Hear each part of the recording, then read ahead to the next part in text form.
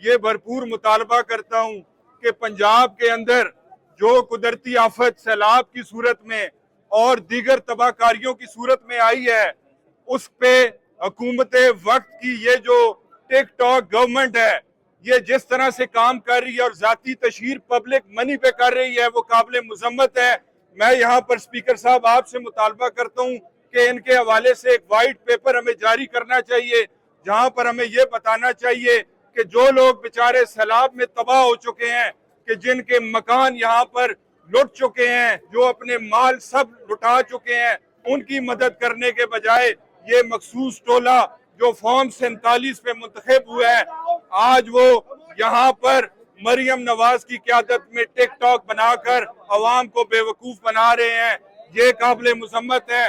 और मैं यहाँ पर ये बात भी करना चाहूंगा कि जब तक अडयाला जेल के अंदर वो मर्द कलंदर बैठा हुआ है, जब तक आप उसको बाहर नहीं निकालेंगे, इस मुल्क में ऐसी आफात आती रहेंगी और ये नाजायज हुकूमत जब तक नहीं हटेगी, ये कुदरती आफात इस मुल्क पे आती रहेंगी। लिहाजा हम सबको मुत्तहिद होके, मुत्तफिक होके ये तहरीक इसी तरह जारी और सारी रखनी पड़ेगी और इंशाअल्लाह ताला हम मिलजुल के खून के आखिरी कतरे तक अपनी पूरी तवन्नाई सर्व करेंगे और खान साहब को जेल से बाहर निकाल के इस मुल्क का दोबारा इंशाअल्लाह वज़ीर आज़म बनाएंगे। जी, तो ये आप देख सकते हैं कि पंजाब असम्बली का इजलास इस वक्त अडयाला जेल के बाहर जारी है और स्पीकर जो है वो भी यहाँ पर मौजूद हैं और शहद की मक्खियों का हमला भी हो चुका है इस वक्त।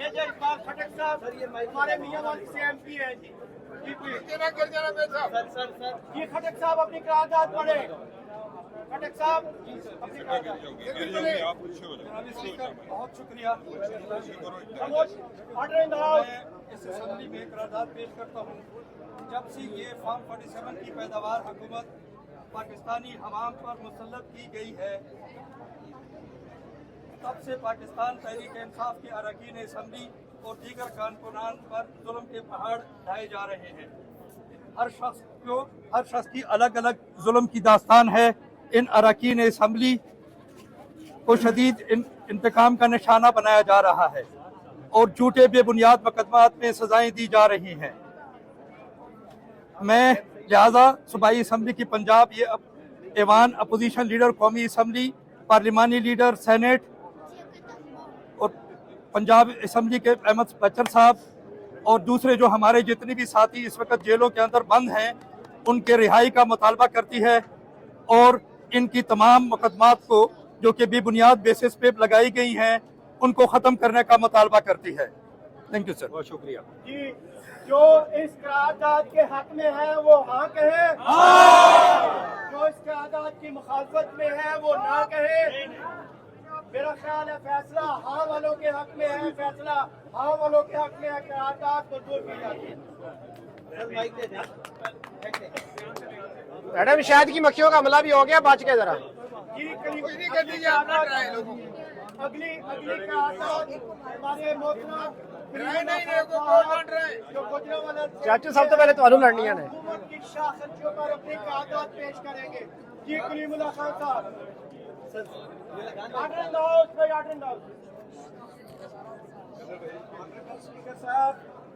मोहतरम स्पीकर साहब, ये अवान मौजूदा पंजाब हुकूमत की शाह खर्चियाँ पर शदीद तहफ़्फ़ुज़ात का इज़हार करता है, जिनमें गवर्नर हाउस, वज़ीर आला हाउस, वज़रा के दफातर और ज़ाती तशहीर पर गैर मामूली अखराजात शामिल हैं, जो पाकिस्तान की तारीख में बेमिसाल है। ये अवान मुतालबा करता है कि गैर ज़रूरी और शाहाना अखराजात को फौरी तौर पर रोका जाए। नंबर 2, मुल्क की माशी हालात के मुताबिक कफ़ीयत शारी से अखराजात के लिए किए जाएँ। नंबर 3, ज़ाती तशहीर पर मुकम्मल पाबंदी आयद की जाए और सरकारी वसाइल को अवामी फलाह पर खर्च किया जाए। ये अवान हुकूमत से मुतालबा करता है कि अवाम के मफादात को तरजीह देते हुए शफाफ और जिम्मेदाराना माली पॉलिसी अपनाई जाए। पेश करता हूँ रुकन पंजाब असम्बली कलीमुल्लाह। बहुत शुक्रिया। ये वोटिंग के पास जिगर जो इस करारदाद के हक में है, जो इस करारदाद के हक में है वो हाँ कहे, जो उसकी मुखालफत में है वो ना कहे। फैसला ये मेरे पास भाई माइक देना, ये माइक करारदाद मौजूद की जाती है। जनाब, जी जी जी ब्रिगेडियर मुश्ताक साहब अपने बिस्मिल्लाहिर्रहमानिर्रहीम। मैं दोबारा बिस्मिल्लाहिर्रहमानिर्रहीम। स्पीकर साहब बहुत शुक्रिया। अब मैं इस अपॉर्चुनिटी को इस्तेमाल करते हुए, एक तो मैं अलीमा आपी और उनके साथ जितने मेहमान और इमरान खान की बहनें आई हैं, मैं आपसे ये तवक्को करूंगा कि आप इसके बाद एक करारदाद पेश करें और हमें उनका शुक्रिया अदा करना चाहिए। इस अवामी इजलास में आके उन्होंने इसकी अहमियत को मजीद बढ़ा दिया है। दूसरी बात जो मैं इस करारदाद के बारे में बात करना चाहता हूं, इस मुल्क के वसाइल में अल्हम्दुलिल्लाह कोई कमी नहीं है। इस मुल्क के तबाही और बर्बादी के जिम्मेदार ये दो खानदान है। इनका न पेट भर रहा है और न भरेगा। इन्होंने मुल्क के हर सोशल सेक्टर को, चाहे वो एजुकेशन हो, वो हेल्थ सर्विसेज हो, वो यूटिलिटी कारपोरेशन के लोग हो, उन सबको तबाह और बर्बाद कर दिया है। ये गुर्बत मुकाओं पे नहीं आए हैं, ये गरीब मुकाओं के ऊपर मुहिम पे चले हुए हैं।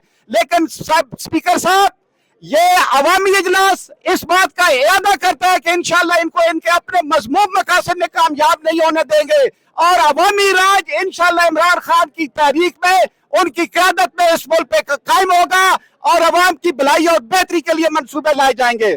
Thank you.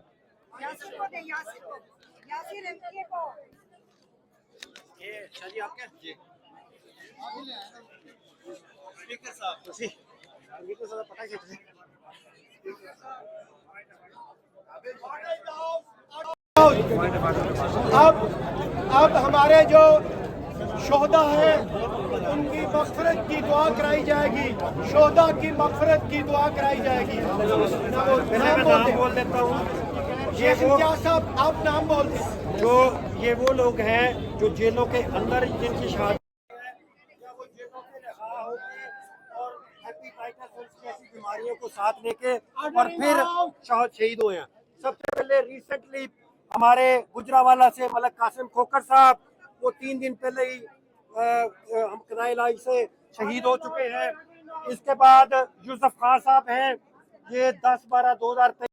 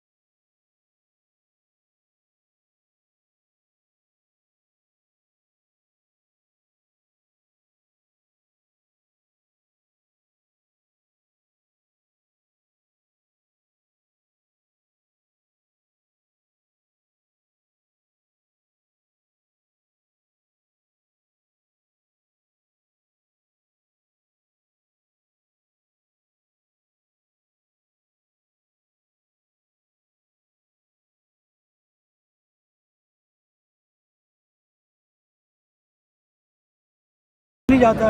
इस खून का जो है या इलाही तूने सिला देना है। इनकी कुर्बानियाँ कबूल फरमा और हमारे मुल्क के लिए आसानियाँ पैदा फरमा। खान सब करा सल्लल्लाहु अलैहि वसल्लम के मोहम्मद वाला अलैहि वसल्लम रिहा करो, रिहा करो, कौन को रिहा करो, रिहा करो, रिहा करो, कौन को रिहा करो, रिहा करो, रिहा करो।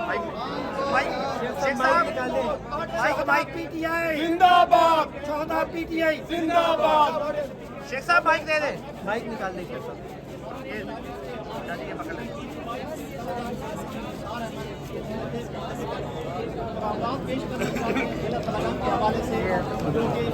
जी दे दो ना, वो बात कर उसको छोड़ो।